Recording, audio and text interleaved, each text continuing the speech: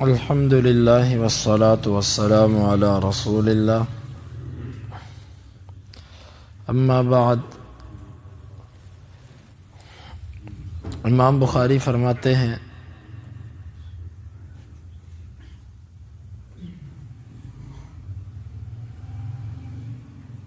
کہ ہمیں بیان کیا علی بن عبداللہ نے، وہ کہتے ہیں ہمیں بیان کیا اظہر بن سعد نے، وہ کہتے ہیں کہ ہمیں بیان کیا ابن عون نے، وہ کہتے ہیں مجھے خبر دی موسیٰ بن انس نے انس بن مالک رضی اللہ عنہ سے، بے شک اللہ کے نبی صلی اللہ علیہ وسلم نے فرمایا، بے شک اللہ کے نبی صلی اللہ علیہ وسلم افتقد ثابت بن قیس، ثابت بن قیس کو آپ نے گم پایا۔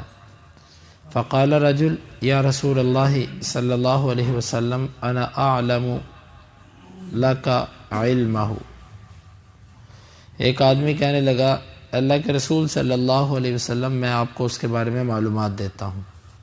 فأتاہ فوجدہ جالسا فی بیتہ منکسا رأسا، وہ ثابت کے پاس آئے اور پایا اسے اس حالت میں کہ وہ سر جھکائے ہوئے اپنے گھر میں تھے۔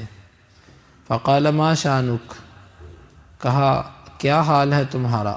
فقال شر، کہنے کہ بڑا ہی برا۔ کان یرفع صوتہ فوق صوت النبی صلی اللہ علیہ وسلم فقد حبط عملہ، یہ اپنی آواز اللہ کے نبی کی آواز سے بلند کیا کرتا تھا، اس کے عمل ضائع ہو گئے۔ وہو من اہل النار، اور یہ تو آگ والوں میں سے ہے۔ فأتی الرجل فأخبرہ، وہ آدمی اللہ کے نبی صلی اللہ علیہ وسلم کے پاس آیا اور آپ کو بتلایا انہ قال کذا و کذا، کہ اس نے ایسے ایسے کہا ہے۔ فقال موسیٰ بن انس، موسیٰ بن انس کہتے ہیں فرجع المرۃ الآخرۃ ببشارۃ عظیمہ، وہ بندہ دوسری دفعہ آیا بڑی خوشخبری لے کر۔ فقال اذهب الیہ فقل له انک لست من اہل النار، اس کی طرف جاؤ اور اس سے کہو کہ تو آگ والوں میں سے نہیں ہے، ولیکن من اہل الجنہ، لیکن جنت والوں میں سے ہے۔ ثابت بن قیس بن شماس معروف ہیں جن کو خطیب الانصار کہا جاتا تھا، انصار کے خطیب۔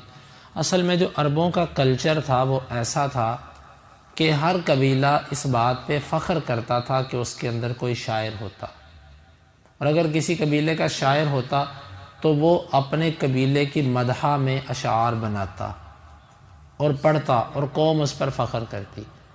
اور کچھ خطباء ہوتے تھے ان کے، خطباء یعنی قومی خطیب ان کا، جو اپنے بات کا پیغام کسی تک جب پہنچاتا تو خطابت کے انداز میں، سجا کلامی کے انداز میں۔ تو یہ جو ثابت بن قیس تھے ان کو خطیب الانصار کہا جاتا تھا، اور ان کی آواز بڑی بلند تھی۔ تو جب اللہ کے نبی صلی اللہ علیہ وسلم پر یہ بات اتری کہ جو بندہ بھی لا ترفعوا اصواتکم فوق صوت النبی، اپنی آوازوں کو نبی کی آواز سے بلند نہ کرو، تو ثابت رضی اللہ عنہ پر اس آیت نے ایسا اثر کیا کہ وہ گھر پہ بیٹھ گئے، حالانکہ اس سے حقیقی طور پر یہ بھی مراد ہے کہ نبی کی آواز سے تمہاری آواز بلند نہ ہو، لیکن حقیقی طور پر مراد ہے کہ نبی کی بات پر اپنی بات کو آگے نہ کرو، نبی کی بات سے اپنی بات اونچی نہ کرو، نبی کی حدیث سے اپنی بات کو اوپر نہ کرو، یہ مطلب ہے۔ لیکن ثابت رضی اللہ عنہ نے جو مطلب سمجھا آپ نے اس کا غلط نہیں کہا، آپ نے اس کو بھی باقی رکھا۔ ثابت گھر پہ بیٹھ گئے، کچھ دن گزرے، آپ نے دیکھا کہ ثابت نہیں ہے۔ آپ نے ایک صحابی سے پوچھا، یہ صحابی سعد رضی اللہ عنہ تھے، سعد بن عبادہ، بعض میں سعد بن معاذ کا ذکر آتا ہے لیکن سعد بن معاذ نہیں، سعد بن عبادہ، وہ ان کے پڑوسی تھے۔ وہ آئے اور ان کے بارے میں معلومات کی کہ وہ گھر پہ ہیں، بیمار بھی نہیں ہیں۔ پوچھا کیوں نہیں آتے مسجد میں؟ کہا کہ میرے تو عمل ضائع ہو گئے۔ آ کے اللہ کے نبی صلی اللہ علیہ وسلم کو بتایا، وہ یہ کہتا ہے۔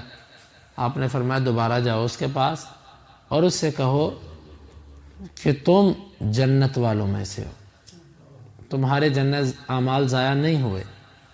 صحابی نے جا کر ان کو خوشخبری دی، اور پھر صحابہ کہتے ہیں کہ ہمارے درمیان جب ثابت چلتے پھرتے تھے تو ہم یہ کہا کرتے تھے یہ جنتی جا رہا ہے، یہ جنتی جا رہا ہے۔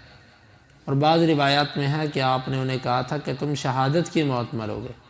اور جنگ یمامہ کے اندر ثابت بن قیس رضی اللہ عنہ، وہی جنگ جو مسیلمہ کذاب کے خلاف لڑی گئی، اس میں یہ بڑی جرأت اور بہادری کے ساتھ لڑتے لڑتے شہید ہو گئے۔ یہ حدیث مبارک، یہاں پر امام بخاری کی مراد اور حدیث سے ثابت ہونے والی کچھ باتیں۔ امام بخاری تو اللہ کے نبی صلی اللہ علیہ وسلم کا معجزہ بتانا چاہتے ہیں کہ آپ کو اللہ تعالیٰ نے دنیا میں بتا دیا اور آپ نے ثابت کو کہہ دیا کہ تو جنتی ہے۔ یہ اللہ کی طرف سے حکم آتا تھا تو آپ کہتے تھے، وگرنہ اسی بخاری میں پیچھے حدیث گزری ہے، جس وقت عثمان رضی اللہ عنہ فوت ہوئے مدینہ کے اندر ہجرت کرنے کے بعد، تو ایک انصاریہ نے اتنا کہا تھا کہ اللہ نے تیری بڑی عزت کی ہے، اللہ نے تیرا بڑا اکرام کیا ہے۔ تو آپ نے فرمایا تھا کہ تجھے کس نے کہا ہے کہ اللہ نے اس کی عزت کی؟ مجھے یہ نہیں پتا کہ میرے ساتھ کیا کیا جائے گا، اس کے ساتھ کیا کیا جائے گا، تو کیسے کہتی ہے کہ اللہ نے اس کی بڑی عزت کی؟ حالانکہ وہ بھی صحابی ہے، لیکن وہاں پر اللہ کی طرف سے کوئی پیغام نہیں آیا تھا، تو آپ نے اس چیز سے منع کر دیا۔ یہاں پر اللہ کی طرف سے پیغام تھا، اللہ کی طرف سے تھا، تو آپ نے بتایا۔ تو یاد رکھیے، یہ جو کہا جاتا نا عشرہ مبشرہ، 10 جنت والے صحابہ، ٹوٹل صحابہ جنت کی جن کو بشارت ملی وہ 10 نہیں ہیں، وہ بہت زیادہ ہیں۔ صرف اتنا ہے کہ عشرہ مبشرہ، ان کو ایک ہی مجلس میں آپ نے 10 بندوں کو گنوا کر کہا تھا یہ بھی جنتی، یہ بھی جنتی، یہ بھی جنتی، یہ بھی جنتی۔ اس سے وہ شہرت پکڑ گیا کہ عشرہ مبشرہ، 10 وہ صحابہ جن کو جنت، وگرنہ صحابہ تو بہت ہے جن کو جنت کی بشارت ملی، ان کی تعداد 100 سے زیادہ ہے۔ تو یہ ثابت بن قیس بھی ان میں سے ہیں جن کو جنت کی بشارت ملی۔ اور دوسری بات یہ معلوم ہوتی ہے کہ صحابہ کرام کا تقوی اور ایمان کس قدر وہ اپنا جائزہ لیتے تھے۔ اور تیسری بات یہ کہ امام کی ذمہ داری ہے کہ وہ اپنے مقتدیوں پر نظر رکھے، اگر ان میں کچھ دن کوئی نظر نہیں آتا تو وہ اس کے بارے میں معلومات کرے، یہ امام کی ذمہ داری ہے۔ جس طرح کہ آپ امام اعظم تھے، لیکن اس کے باوجود آپ نے ایک صحابی ثابت بن قیس کی معلومات کی، حالانکہ بظاہر یہ نام ان ناموں میں نہیں آتا کہ جو بہت بڑے نام ہو، لیکن اس کے باوجود کوئی چھوٹا ہی کیوں نہ ہو، کوئی غریب ہی کیوں نہ ہو، کمزور ہی کیوں نہ ہو، اس کے اوپر نظر ضرور رکھنی چاہیے۔ امام بخاری کہتے ہیں کہ ہمیں بیان کیا محمد بن بشار نے، وہ کہتے ہیں ہمیں بیان کیا غندر نے، وہ کہتے ہیں ہمیں بیان کیا شعبہ نے ابو اسحاق سے، وہ کہتے ہیں میں نے برا بن عازب رضی اللہ عنہ کو کہتے ہوئے سنا، قرأ رجل الکہف، ایک آدمی نے سورہ کہف پڑھی، وفی الدار الدابہ، اور گھر کے اندر ایک جانور تھا، فجعلت تنفر، وہ جانور بدکنے لگا، فسلم الرجل، اس آدمی نے سلام پھیر دیا، فاذا ضبابۃ او صحابۃ غشیتہ، اچانک ایک بدلی یا ابر اسے ڈھانپے ہوئے تھا، فذکرہ للنبی صلی اللہ علیہ وسلم، اس نے اللہ کے نبی صلی اللہ علیہ وسلم سے اس کا ذکر کیا، فقال، آپ نے فرمایا اقرأ فلان، فلانے پڑھتا رہتا، فإنها السکینۃ نزلت للقرآن او تنزلت للقرآن، آپ نے فرمایا یہ تو سکینت تھی جو قرآن کے لیے اتری تھی۔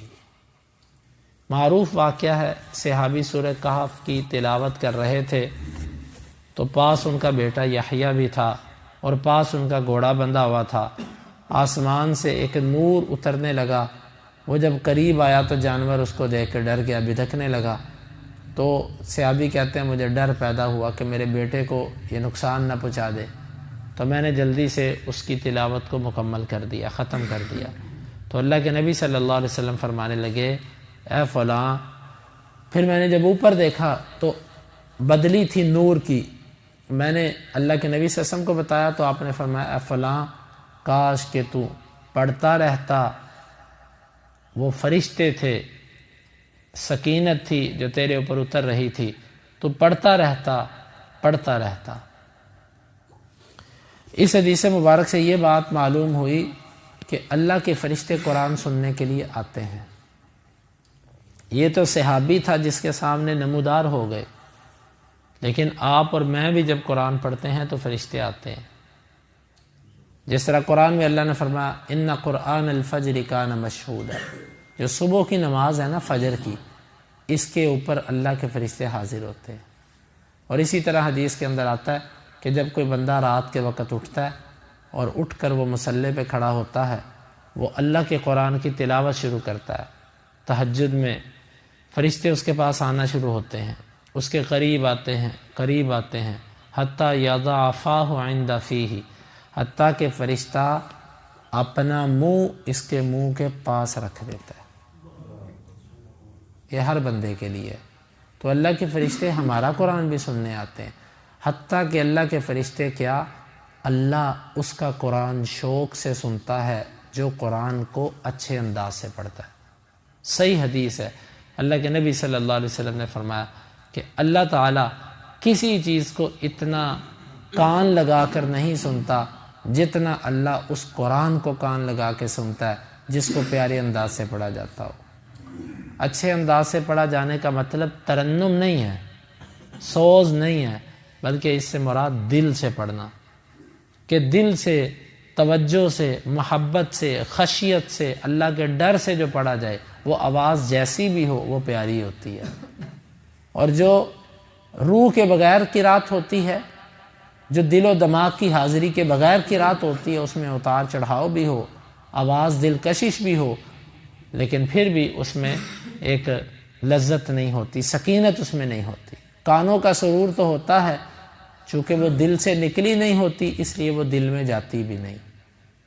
تو یہ حدیث مبارک اللہ کے نبی صلی اللہ علیہ وسلم نے پہچان لیا کہ یہ نور تھا، یہ بھی آپ کے معجزات میں سے ہے، کیونکہ ہر امتی کی کرامت نبی کا معجزہ ہوتا ہے۔ اللہ رب العالمین سے دعا ہے اللہ تعالیٰ سمجھنے کی اور عمل کی توفیق عطا فرمائے۔ اللہم انفعنا بما علمتنا وعلمنا ما ينفعنا وزدنا علما وآخر دعوانا ان الحمد للہ رب العالمین۔ حدیث نمبر 3613 اور 14۔